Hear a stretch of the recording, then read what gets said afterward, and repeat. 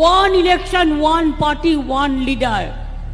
আর শিক্ষক শিক্ষিকাদের বলবো, আজকে 26,000 ছেলে মেয়েদের চাকরি খেয়ে নেওয়ার প্রতিবাদে কোন শিক্ষক শিক্ষিকা একটি ভোটও সরকারি কর্মচারী থেকে শুরু করে আর বিজেপিকে দেবেন না, সিপিএম কংগ্রেসকে দেবেন না। এরা চাকরি খেয়ে নিচ্ছে, আপনার ভবিষ্যৎ খেয়ে নিচ্ছে। কে জানে কাল আবার চাকরি খাবে। এরা যত তাড়াতাড়ি বিদায় নেয় তত মঙ্গল, দেশের মঙ্গল। এরা কোর্ট কিনে নিয়েছে, সিবিআই কিনে নিয়েছে।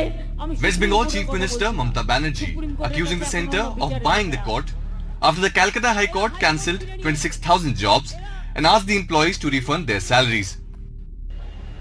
Both the BJP and the TMC are now trying to use the public outrage over the court order. The TMC has also moved the top court against the High Court order.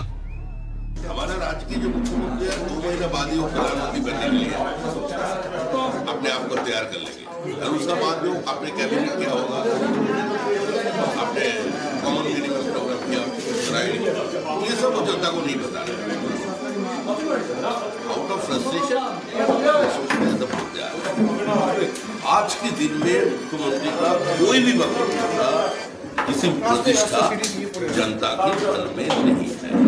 সেটাও Kolkata police হাতে নাতে ধরেছে। The Trinamool Congress says there is a conspiracy to target its leaders. কি না করেছে আপনি আমাকে দেখুন। 4 বছর ধরে বিচার ব্যবস্থাকে কাজে লাগিয়ে আর যে বিচারক রায় দিয়েছিল সে আজকে বিজেপির প্রার্থী। দেখছেন কি অবস্থা। আগে চোরেরা চুরি করে জেলে যেত, যে বিচারকরা রায় দিত চোরেরা চুরি করে জেলে যাবে, আর এখন বিচারকরা বিচার ব্যবস্থা ছেড়ে দিয়ে চোরেদের হাত ধরে বিজেপি জয়েন করছে। সে ইডি সিবিআই কে লাগিয়েছিল আমার বিরুদ্ধে, আমায় কখনো দিল্লিতে ডেকেছে, কখনো কলকাতায় ডেকেছে, এমনকি আমার স্ত্রী, আমার বয়স্ক মা বাবাকেও ছাড়েনি।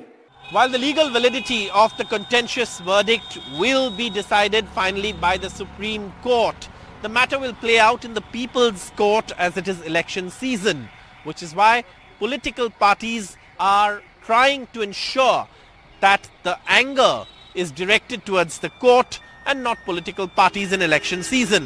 With camera person GD Shankar, Saurabh Gupta, NDTV.